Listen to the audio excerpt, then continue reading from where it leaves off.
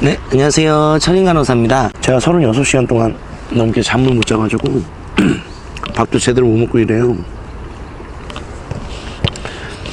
그렇다고 저녁에 또 많이 먹으면 살찌고 건강관리가 정말 안 되네요. 정말 제가 생각해도 간호사뿐만 아니라 의료인들이 너무 불쌍해요. 이국종 교수님이 국회에 가서 그렇게 화를 내셨나? 아무튼 그렇게 막 응급의료센터에 굉장히 뜻이 많은 분이잖아요.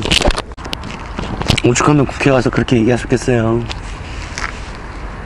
근데 얘기하면 뭐해, 속에 경이 낀데. 에휴, 일단은 뛰고요. 아이씨, 아까워. 배고파 죽겠네.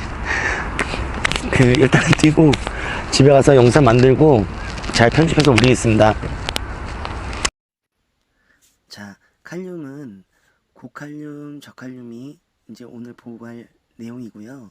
지난 영상에서 제가 세포 외와 세포 내에 주로 존재하는 게 뭐라고 얘기 드렸죠? 그렇죠. 세포 내에는 칼륨이 많고요. 세포 외에는 나트륨이 많다고 얘기 드렸어요. 오늘은 키드니를 통해서 칼륨이 대부분 배설되기 때문에 키드니를 보기에 앞서서 칼륨을 먼저 보려고 하거든요. 칼륨의 농도는 근육을 막 움직이게 하는 그런 영향을 끼쳐요. 세포 내에는 98%가 존재하거든요.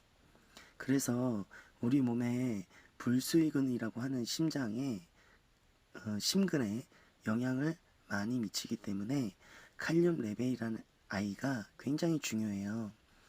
우리가 여러 이제 자료라든가 논문을 보면 평균 레벨이 3.5에서 5.5라고 많이 나와 있거든요. 근데 실질적으로 우리 병원에서는 어떻게 쓰죠? 그렇죠. 3.5에서 5.0으로 보고 있어요. 5.5는 굉장히 좀 높은 레벨이에요. 그래서 우리가 5.0이 넘었다 그러면 주의 깊게 보잖아요. 5.5는 좀 높은 수치이기 때문에 우리가 위험하다고 볼 수 있어요. 그러면 5.0 이상을 우리가 하이퍼칼레미아라고 이야기하고요. 3.5 미만 또는 이하를 하이포칼레미아라고 얘기하고 있어요. 하이퍼칼레미아일 때는 EKG를 우리가 찍었을 때 QRS가 특징적인 것만 얘기 드릴게요. QRS가 와이드하면서 넓어져 있어요. 그럼 반대로 하이포칼레미아일 때에는 특징적으로 P 웨이브가 인벌전 되고요. T가 여기 대해서 꺾여 있는 걸 볼 수 있거든요. 그래서 환자가 왔는데 우리가 EKG를 찍었어요. 근데 QRS가 넓어져 있는 거예요. 그러면 우리가 추측하기를 이 사람은 하이퍼칼레미아구나 라고 생각할 수 있겠죠. 우리가 피검사를 하게 되면 시간이 좀 오래 걸려요. 그래서 EKG를 찍으면 바로 리딩이 되기 때문에 이 환자분을 이런 상태구나 저런 상태구나 하고 추측을 할 수 있는 거예요.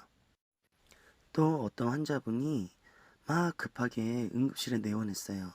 그래서 우리가 EKG를 찍었더니 T 웨이브가 인벌전이 되어 있는 거예요. 이런 경우에 우리가 문진을 할 수 있잖아요. 혹시 신장이 안 좋다고 얘기 들으셨나요? 라고 물어보면 역시나 저는 신장이 기능이 많이 떨어져 있고 신장내과 다니고 있어요 라고 한다면 우리가 이분은 하이포칼레미아구나 라고 추측해 볼 수 있는 거거든요. 자, 그러면 칼륨은 대부분 우리 몸속에 어떻게 들어오게 될까요? 대부분은 음식을 통해서 거의 섭취가 다 돼요. 우리가 흔히 말하는 노란색 과일에 많다고 얘기를 하잖아요. 야채에도 물론 있고요. 녹색 야채, 그리고 뭐 바나나, 참외, 오렌지 이런 것들에 칼륨이 엄청 풍부하게 많이 있어요. 그러면 들어오긴 했는데 어떻게 밖으로 나갈까요? 예, 맞아요. 대부분은 신장을 통해서 배설이 돼요. 배설량은 약 90% 이상이 신장을 통해서 배설되거든요. 그럼 땀이나 배변으로 그 외에 나가는 것들은 10% 정도밖에 배설이 안 돼요. 우리가 신장이 안 좋아서 CRF 환자라든가 아니면 투석을 하시는 환자들, 이런 분들은 배설이 안 되게 되면 칼륨으로 인한 어레스트가 굉장히 많이 오거든요. 이런 분들은 저희가 쇼크를 줘도 계속 VPB 뜬다거나 V택이 뜨는 경우가 많아요. 그럼 이 칼륨을 빨리 해결해 줘야지만 환자분의 이 심장 문제가 덜 위험해지겠죠. 지난 영상에서 제가 IV도 잡는 것도 알려드렸고, 그리고 수분과 전해질, 그리고 나트륨에 대해서 얘기를 드렸을 때 우리가 세포 외액과 내액의 퍼센테이지를 얘기한 적이 있었어요. 98%가 칼륨이면 나머지 2%, 즉 혈관 안에 있는 2%는 저희가 피검사를 했을 때 극히 적은 양이거든요. 예전에 아기 공룡 둘리에서 둘리인가 도우너인가 홍길동인가 아무튼 작은 돌을 발로 찼는데 그 밑에는 엄청 큰 돌이 있었던 거예요. 즉 우리가 눈에 보이는 것보다 이 사람의 몸속 안에는 칼륨이 엄청 많다는 거예요. 우리가 보는 거는 고작 2%밖에 안 된다는 거죠. 피검사를 했는데 저칼륨 혈증이에요. 세포 외에 너무 부족하다는 뜻이잖아요. 그럼 이거는 무슨 뜻일까요? 칼륨이 세포 내로 이동되었다는 뜻이에요. 이런 경우는 어떤 경우에 이러냐? 인슐린을 과하게 맞은 경우, 인슐린은 글루코즈를 끌어당기면서 칼륨을 동시에 같이 끌어당기는 경우가 많거든요. 종종 당뇨 환자들인데 응급실에 내원했을 때 저혈당으로 오는 경우가 있어요. 키드니가 같이 안 좋은 환자가 당뇨까지 있어요. 근데 EKG를 찍어보니까 칼륨이 높으면 QRS가 와이드 된다고 얘기 드렸죠. 근데 다리가 후들후들 거리면서 걸음을 제대로 못 걷는 경우도 있어요. 근데 본인이 당뇨 관리를 한다고 해서 인슐린을 맞은 거예요.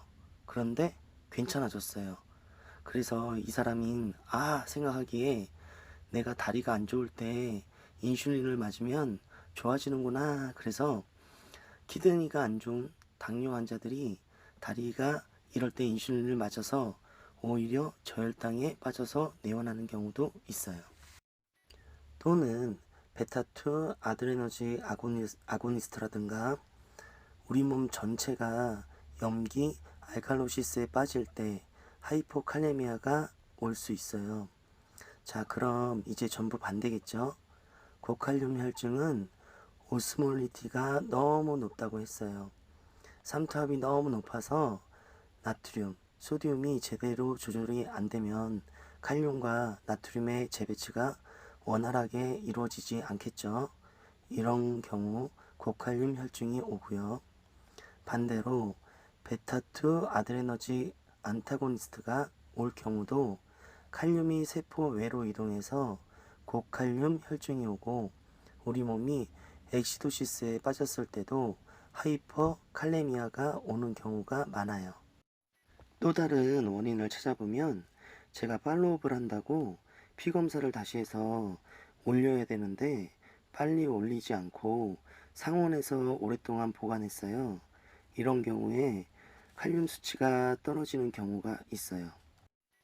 또는 제대로 못 먹어서 우리가 다이어트를 하잖아요. 거의 모든 음식에는 칼륨이 있어서 이런 경우는 흔하거나 자주 오지는 않는데 잘 못 먹어서 다이어트를 심하게 해서 몇 날 며칠 영양 섭취가 전혀 되지 않은 경우도 하이포칼레미아가 올 때도 있어요. 예를 들어 설사를 한다거나 이런 경우에는 칼륨이 손실될 수밖에 없죠.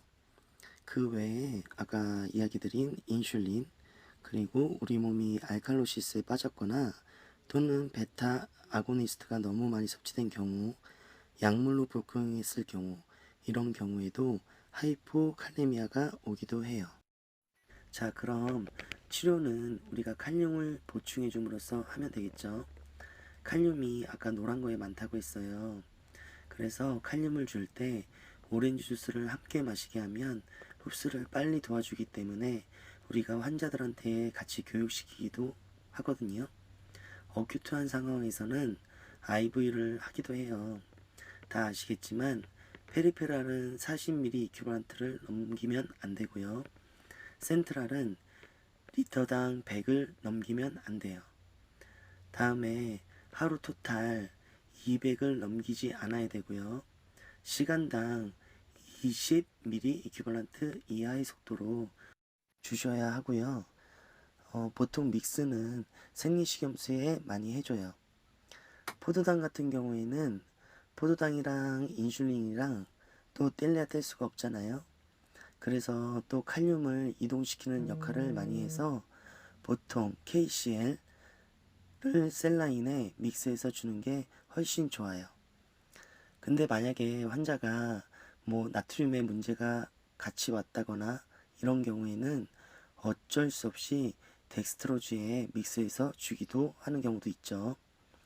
자, 다음으로 고칼륨 현충의 원인은 선생님들이 IV 할 때 혈관이 안 보여서 혈관을 정말 꽉 묶는 경우가 있어요.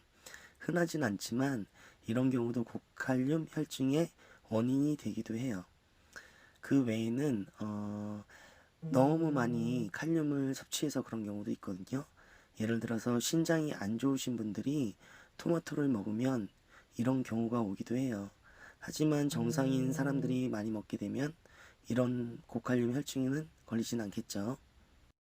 예전 기억이 하나 떠오르는데 응급실로 내원하기로 돼 있었고 외래로 가서 투석을 받기로 한 환자가 있었어요. 근데 그 환자분은 오시기 전에 토마토를 엄청나게 많이 드셨다고 하더라고요. 그래서 갑작스럽게 어레스트가 빠져서 119 구급대원들이 긴급 이송하면서 샥을 쳤는데 14번인가를 치면서 응급실로 왔었어요. 그런데 이분도 결국은 안타깝게도 익스파이어를 했거든요. 그래서 종종 이런 경우가 있으니까 환자분을 보실 때 참고하시면 좋을 것 같아요. 우리가 호흡기가 있어서 문제가 있는 환자가 오기도 하잖아요. 이런 환자분들은 우리가 제일 먼저 해주는 게 ABGA를 해줘요. 근데 ABGA를 할 때 우리가 헤파린을 약간 믹스해서 뭐 이렇게 올리기도 하잖아요. 근데 헤파린을 많이 믹스하게 되면 엑시도시스로 이렇게 결과가 나와요. 그래서 마찬가지로 엑시도시스가 되면 고칼륨 혈증이기 때문에 내가 헤파린을 장기간 복용하는 환자라면 하이퍼칼레미아가 올 수도 있다, 이렇게 보시면 돼요. 하이퍼칼레미아는 하이포보다 심장에 영향을 훨씬 많이 주거든요. 그래서 환자가 칼륨 수치가 높으면 일단 EKG를 먼저 빨리 찍어보고요. EKG상 카디오 쪽에 톡시서티가 있다고 그렇게 보여지면 칼슘 글루코네이트를 투여해요. 칼슘은 칼륨을 제거하는 데는 단 1도 효과가 절대 없어요. 단 칼륨으로 인한 심장의 문제를 도와주는 그런 해결사의 역할을 해줄 뿐이거든요. 일단 고칼륨 혈증이 왔으면 칼륨을 낮춰주는 것으로 우리가 치료 방향을 빨리 잡아야 환자의 심장에 손상을 입히지 않아요. 그게 더 어큐트한 상황이니까, 그쵸? 그래서 칼륨을 제거하지 못하지만 빨리 칼슘을 투여해서 심장의 톡시서티로부터 막아주는 치료법을 많이 사용하고 계실 거예요. 이런 어큐트한 상황을 피하게 되면 이제 칼륨이 높잖아요. 그러면 혈중에 있는 농도를 서서히 감소시켜 주는데 아까 제가 얘기 드렸을 때 인슐린이 저칼륨 혈증의 한 원인이라고 제가 얘기 드렸어요. 그래서 이걸 치료요법으로 쓰거든요. 인슐린을 투여해서 글루코즈랑 같이 칼륨을 끌어내려고 하다 보니까 하이포글리세미아가 온다고 했잖아요. 그래서 보통 믹스할 때 10% 포도당에다가 믹스해 주는 경우가 많이 있어요. 그 다음에 빨리 알부테롤이라고 하는 베타2 아드레너지 아고니스트를 빨리 이널레이션 해주는 방법도 있고요. 상황에 따라서는 우리가 비본이라고 부르는 바이카보네이트를 줘서 농도차로 인한 것으로 이동시켜서 해결해주는 방법도 있죠. 또 라식스, 이뇨제라는 거를 빨리 써서 칼륨을 제거하기도 해요. 칼륨을 제거하는데 우리가 몇 세대 약물들이 있거든요. 그 알닥톤이라는 약이 있어요. 이 알닥톤은 칼륨을 보존하면서 이뇨작용을 해요. 그래서 라식스를 쓰시면 되고요. 대변으로도 10% 정도가 제거되니까 우리가 칼륨이네이트를 믹스해서 NMR을 해주고 이렇게 치료 방향을 잡아주죠. 근데 역시나 가장 효과적인 거는 어쩔 수 없이 혈액투석밖에 없어요. 키드니가 안 좋은 사람은 배설이 안 된다 그랬잖아요. 하이퍼칼레미아로 ER에 많이 오시는 분들은 보통 혈액투석을 빨리 해줘요. 제가 응급실에서 일하면서 하이퍼칼레미아 고칼륨 혈증으로 오신 분들의 수치를 봤을 때 9.6인가? 아마 그렇게 될 거예요. 정말 높으신 분이 오신 적이 있었죠. 그런데 가슴이 아프고 식은땀 흘리고 곧 어레스트가 날 것처럼 정말 간당간당한 상황이 있었어요. 그래서 여러분들은 빨리 우리가 응급처치를 해주고 헤모다이알시스를 돌려주는 게 가장 좋은 치료예요. 키드니가 안 좋은 환자는 투석하고 나면은 보통 3점대로 3 이상이 뚝 떨어지거든요. 정말 기가 막히게 잘 떨어져요. 그래서 효과를 투석으로 본다 그렇게 보시면 될 것 같아요. 자, 오늘 너무 고생하셨고요. 내용이 좀 길어서 죄송한 마음도 있지만 이 고칼륨 혈증은 정말 소송으로 갈 수 있는 또 중요한 내용이기 때문에 여러분들이 케어하실 때 또 닥터가 오도를 실수하는 경우도 있으니까 잘 걸러주시는 또 그런 역할도 할 수 있어요. 다음 영상은 저희 환자분들 오시면 EKG 찍잖아요. 그래서 그 EKG 찍는 법을 좀 간단하게 빠르게 볼 수 있는 방법을 제가 알려드릴게요. 이거는 노하우일 수도 있는데 좀 잘하시는 선생님들한테는 또 아닐 수도 있겠지만 제가 영상 한번 잘 만들어서 EKG 빠르게 정확하게 보는 방법 설명해 드릴게요. 제가 하려고 했던 그 나중에 HD라든가 CRRT 그리고 PD라든가 이런 부분도 차차 준비하고 있으니까 여러분들 네, 나가지 마시고 도움이 되셨으면 구독 꼭 눌러주시고요. 네, 오늘도 들어주셔서 감사하고 제가 목이 아프지만 최선을 또 다하고 있으니까 듣기 싫은 목소리 들려드려서 또 거듭 죄송한 마음으로 인사드릴게요. 그럼 다음 영상에서 뵐게요. 여러분 안녕히 주무세요.